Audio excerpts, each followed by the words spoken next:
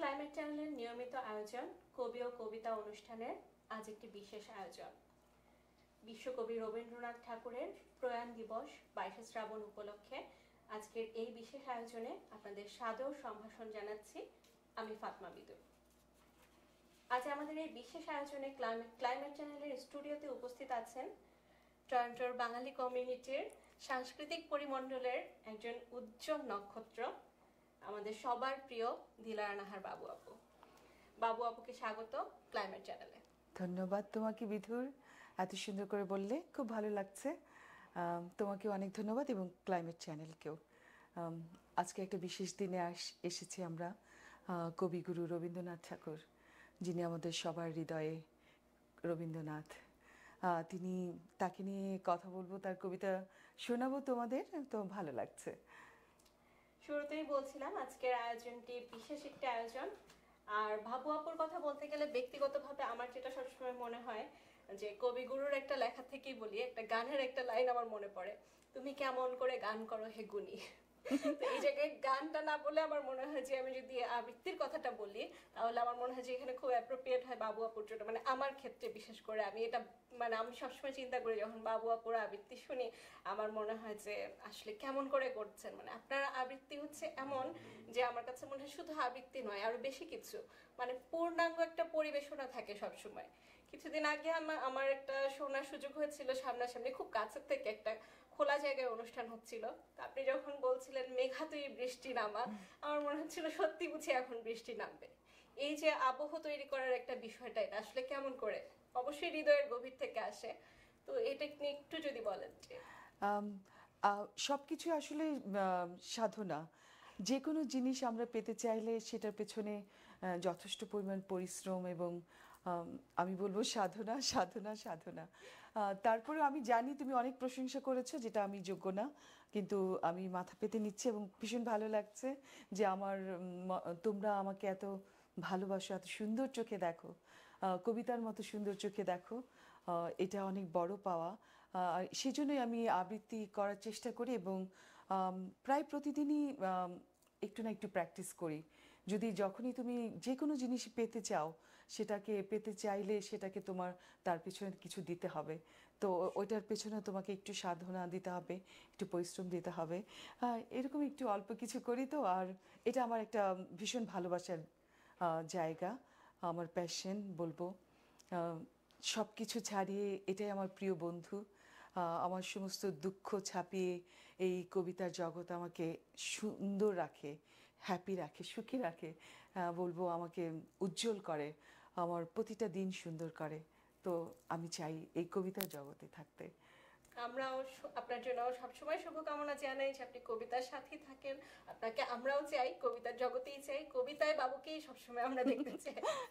হ্যাঁ, আমিও চাই তোমরা আমাকে ভালোবাসো আর আমি শুধু কবিতা পড়ে যাই এইখানে সেখানে, যেখানে তোমরা যেখানেই ডাকো সেখানে। অনেক অনেক বছর ধরে আমরা আসলে আপনাকে এভাবেই চাই, এভাবেই যেন আমরা আপনার কবিতা আরো শুনতে পারি, এই কামনা রইল। আর শুরুতে যেটা বলছিলাম, আমরা আজকের এই আয়োজনটি একটু বিশেষ, আমাদের কবিগুরুর প্রয়াণ দিবস 22শে শ্রাবণ, সেই উপলক্ষে আজকের এই আয়োজন। তো আজকে আমাদের টরন্টো শহরেও অনেক বৃষ্টি হচ্ছিল, বৃষ্টি ভেজা একটি দিন। এবং 22শে শ্রাবণ মানে কবিগুরুর একটা লেখায় তিনি লিখেছিলেন, একটা গানে আসলে একটা লাইন ছিল এরকম যে তিনি বলছেন যে মরণ বলে আমি তোমার জীবন তরি বাই। তো তার এই যে জীবন তরি, মরণ বয়ে যাচ্ছিল, এই বয়ে যাওয়াটা ছিল শ্রাবণ মাস পর্যন্ত। এই বৃষ্টি ভেজা কোনো দিনেই এই তরিটা আসলে থেমে যায়, এই জীবন তরি। তো এই শ্রাবণ নিয়ে আসলে কিছু একটা শুনতে চাই আপনার কাছে। হ্যাঁ, শ্রাবণ নিয়ে আমি একটা কবিতা পড়বো বর্ষার দিনে। প্রথমে চেয়েছিলাম অন্য একটা কবিতা পড়তে, পরিচয়। তো বর্ষার দিনে কবিতাটি দিয়ে শুরু করি, যেহেতু আজকে টরন্টোতে সারাদিন ঝরঝর করে বৃষ্টি পড়েছে এবং মেঘলা আকাশ ছিল। আর কবিগুরু আমাদেরকে ভালোবাসার যে কতটা গভীর, কতটা নিগুড়ভাবে আমরা ভালোবাসাকে জানতে পারি, শিখতে পারি, সেটা তিনি আমাদেরকে শিখিয়ে গেছেন তার কবিতায়।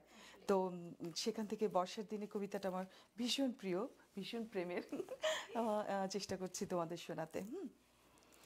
এটা মানসী কাব্যগ্রন্থের, এবং তিনি এটা লিখেছিলেন 1296-এর 3 জ্যৈষ্ঠ, বর্ষা দিনে। এমন দিনে তারে বলা যায় এমনও ঘন ঘোর বরিশায়, এমনও মেঘস্বরে, বাদল ঝড় ঝরে, তপনহীন ঘন তামসায়, এমনও দিনে তারে বলা যায়, সে কথা শুনিবে না কেহ আর।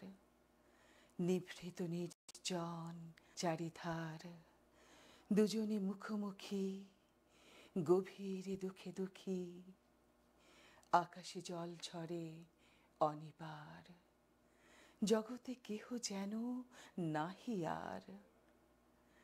সমাজ সংসার মিছে সব, মিছে জীবনের কলরব, কেবল আঁখি দিয়ে আঁখের সুধা পেয়ে, হৃদয় দিয়ে হৃদি অনুভব, আঁধারে মিশে গেছে আর সব।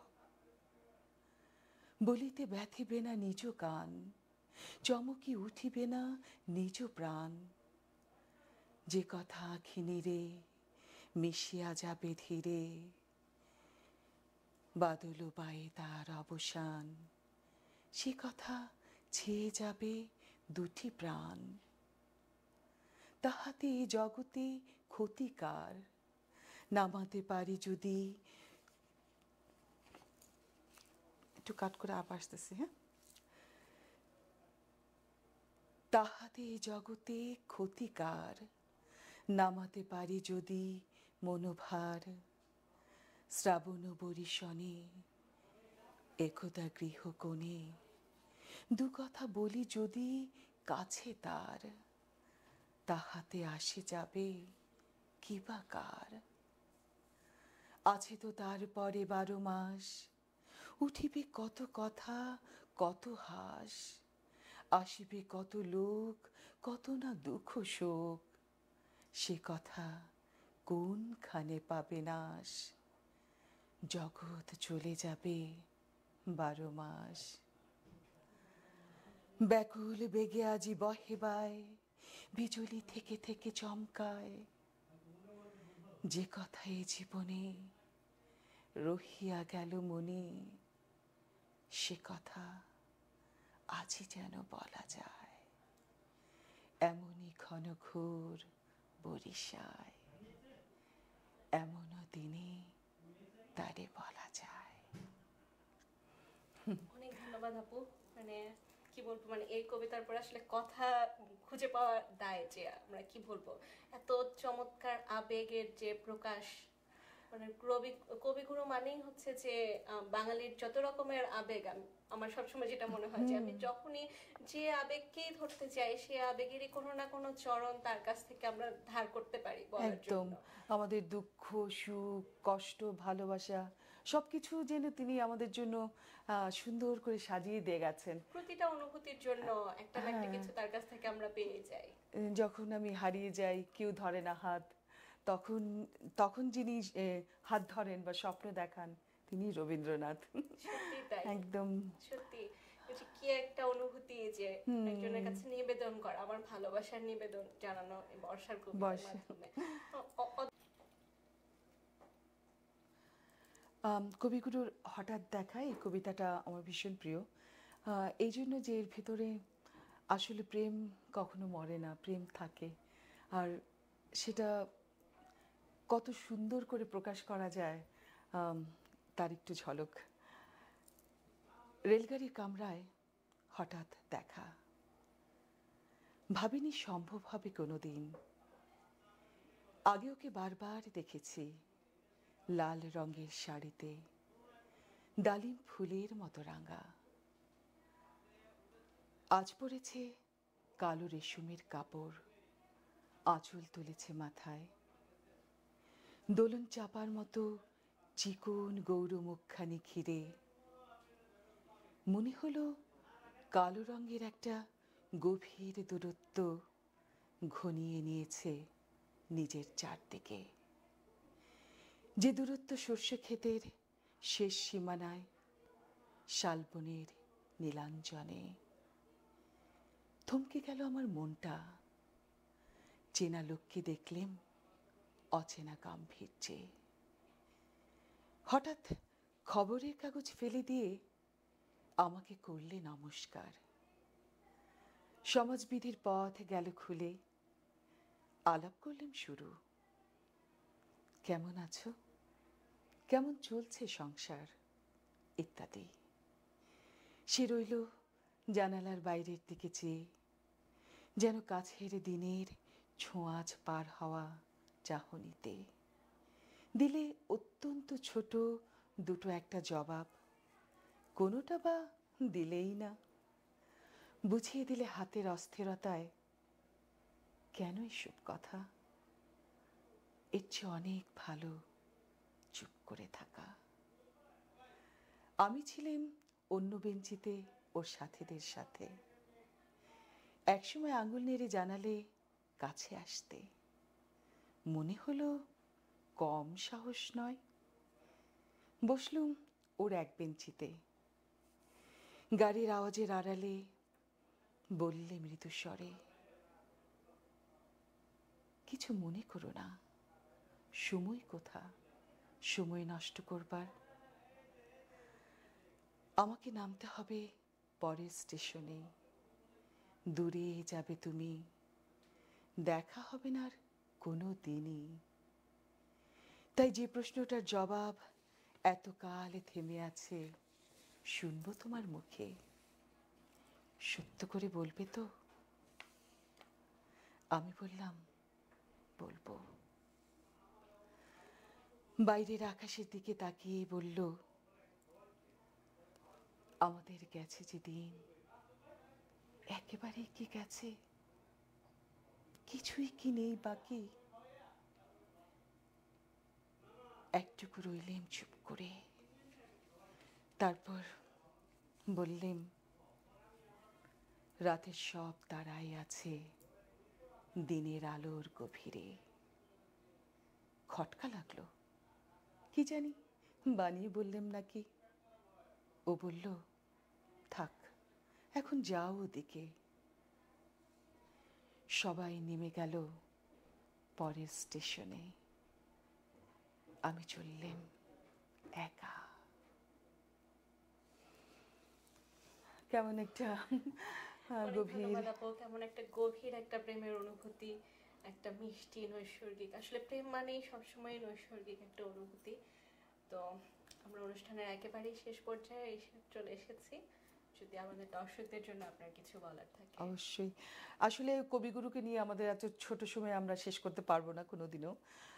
বিশাল বিশাল সেই ব্যাপ্ত বিস্তৃত তার সেই আর কি। কোনোদিনও শেষ করা যাবে না ছোট। তবু আমরা চেষ্টা করলাম ছোট্ট করে তাকে শ্রদ্ধা জানাতে, এই 22শে শ্রাবণে ভালোবাসা জানাতে, কবির প্রতি গভীর শ্রদ্ধা জানাতে। যেটা বলবো যে যখন আমার দুঃখ কষ্টের ভিতরে অশ্রুপাত, তখন যিনি সান্ত্বনা দেন তিনি রবীন্দ্রনাথ।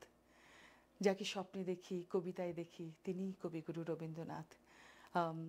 খুব ভালো লাগলো আজকে এই ছোট্ট অনুষ্ঠানে একটু কবিতা, ভালো লাগার জিনিসটাকে ব্যক্ত করতে পারলাম ক্লাইমেট চ্যানেলের মাধ্যমে। তোমাকে অনেক ধন্যবাদ, তুমি অনেক সুন্দর করে বলেছ। এবং ক্লাইমেট চ্যানেলের সঞ্জয় দা ভীষণ প্রিয় একজন মানুষ, তাকেও অনেক ধন্যবাদ। দেখা হবে সবার সঙ্গে আবারও। ভালো থেকো, সুস্থ থেকো, দেখা হয়ে যাবে। আপনাকেও অনেক ধন্যবাদ আপু, আমাদের ক্লাইমেট চ্যানেলের স্টুডিওতে আজকে আসার জন্য। আশা করি আমাদের দর্শকদের জন্য আবারও আসবেন, আবারও দেখা হবে।